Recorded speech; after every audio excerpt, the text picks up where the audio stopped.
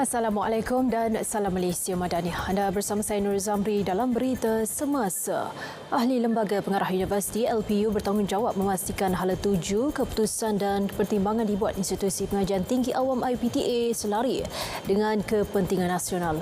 Menteri Pendidikan Tinggi Datuk Seri Muhammad Khalid Nordin berkata LPU perlu memikul tanggungjawab dan memainkan peranan penting dalam membina semula kepercayaan kepada sistem pendidikan negara. LPU juga perlu menjadi instrumen semak dan imbang bagi memastikan pentadbiran dan kepimpinan universiti tidak tersasar dalam membuat dasar serta keputusan yang besar. Beliau turut optimis LPU dapat membantu universiti untuk berfungsi bukan sekadar sebagai kilang pencetak ijazah, malah menjadi pusat mendewasakan pelajar, pusat rujukan negara dan pusat penyelesaian kepada isu masyarakat. Orang ramai perlu membuat persediaan awal bagi menghadapi fenomena El Nino yang diramal berlaku awal bulan depan. Ini termasuk memantau tahap kesihatan diri ketika musim panas ketika bersedia menghadapi situasi jeroboh termasuk krisis kekurangan bekalan air.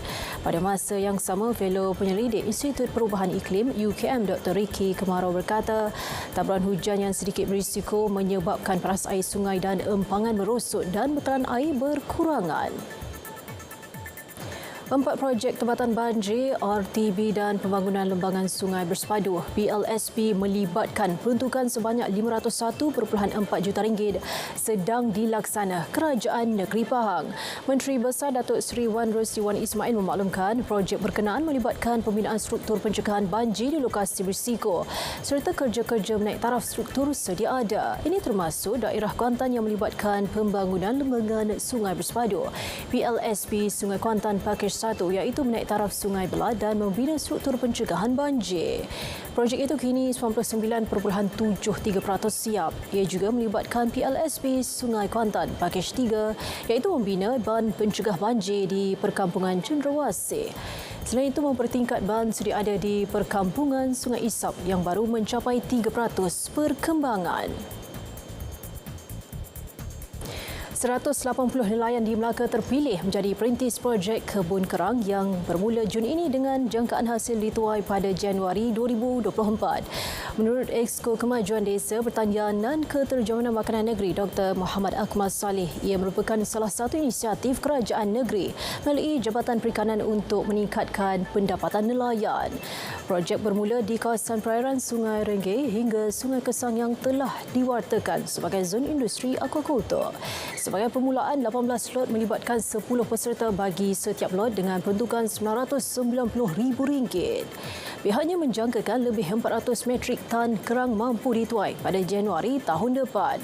Beliau berkata demikian kepada pemberita selepas perasmian kursus pengurusan dan watikah lantikan peserta kebun kerang negeri Melaka di Jalan Hang Tuah. Datuk Hasanuddin Muhammad Yunus dilantik sebagai Yang di-Pertua Yayasan Dakwah Islamiah Malaysia Yadim yang baharu menggantikan Nasruddin Hassan. Manakala pensyarah kanan Fakulti Perniagaan dan Komunikasi UNIMAP Profesor Madya Dr. Adi Anwar Azmin dilantik sebagai Timbalan Yang di-Pertua.